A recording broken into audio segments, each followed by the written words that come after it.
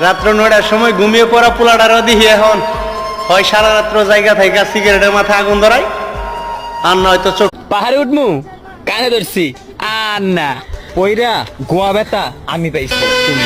আমি যাইতাম যাইতাম গনিশা।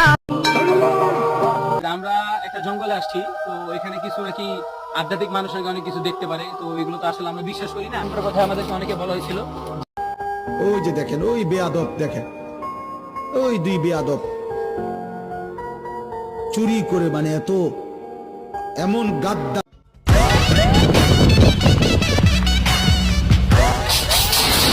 আল্লাহ রাস্তায় কিছু দেন ভাই।